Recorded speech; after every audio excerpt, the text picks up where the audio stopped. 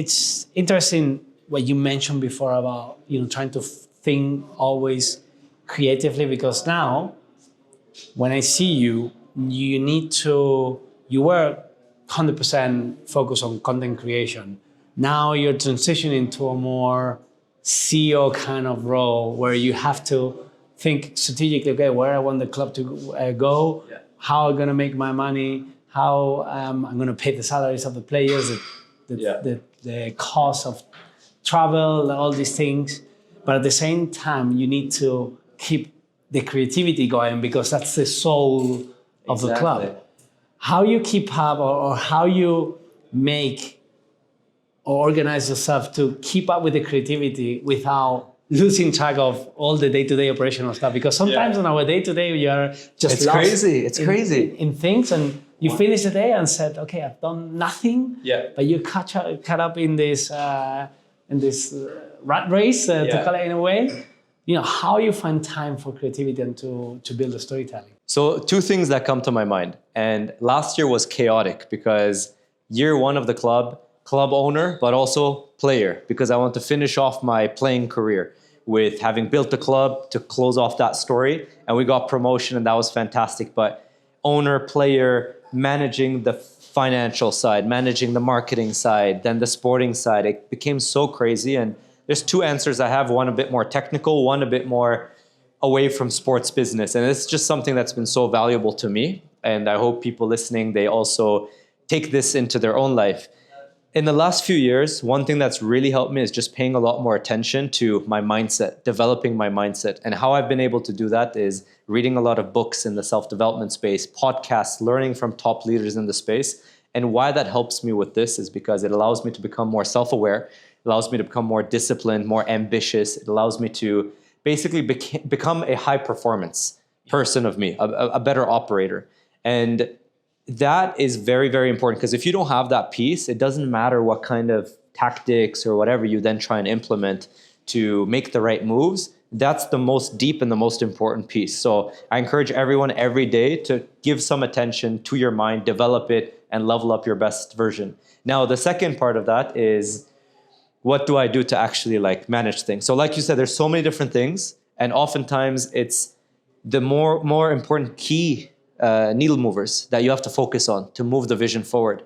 So for me, it's a combination of, I have to continue to educate myself about the process of what it takes to run a club. Yesterday, I was talking with Esteve, the CEO of Al Hilal, and of course, he has so much more experience than I do in the game, but coming to an event like this, having a meeting and a discussion with him, learning from videos, learning from doing, I try and learn as much as possible to level myself up as acting CEO role, overseeing all these different departments. But then also, I have to get the right partners and the people involved who are very experienced in what they know to do, so that we can run the operation in the best possible way, making the right moves. So for us, what that looks like, there's many different pieces, but for example, can I do the finances? Probably. But can I get a CFO who has the experience, who then, I can kind of look high level, what's the most important stuff, and I can trust him to do the job?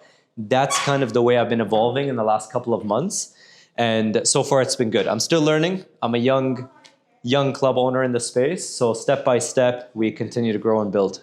And how many people you have on the team at the moment? Our team is quite small. We're like a startup company. We're 2 years old. So not talking about the players and that side of things, we've got a team of about technical staff, I would say is about 6.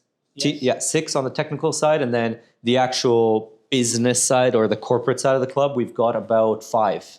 5. So what are the functionalities that you find that were more important than the profiles that we're looking for in this? In the corporate side, in terms of building out? Yeah, so we've got some hybrid roles as well, because we're still growing. So it's not like we can have specific positions for everyone.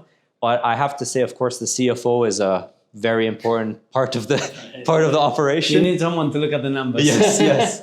Then we have the operating officer. The COO is very important, because that person essentially runs the operations of the club and does most of the day-to-day to ensure things run well. And I work very closely with that person. I am very well experienced in social media. Obviously, it's one of my skill sets. So we don't, for example, have a CMO, but then we've got a social media in-house team of 2 people right now. So again, our operation is quite lean. There's a couple different people we have as well, but I would say the most important roles are definitely the executive roles. But then it's interesting because when I think of what will make us unique as a football club, no one's really going to want to watch us because of the football. Sure, like, okay, it's interesting to come watch 90 minutes, but it's interesting because of the story. It's interesting because maybe who's playing, what's their story, where did they come from? And for me, then what does that mean? That means the media becomes the most important. Because if we can, I essentially see us as a media company. And to answer your question, yes, the CFO and all these executive roles are important, but for me, it's like the media side is so important and the marketing, and we have to get that right. Why? Because that makes us unique compared to all other football clubs in the world. I mean, if you think, a team of 6 people, no, you plus 5. Yeah. 30%, 50% of the people are more dedicated to media. You said you have 2 social media guys plus you. That makes 50% of the team, of the corporate team of the club, just thinking about content.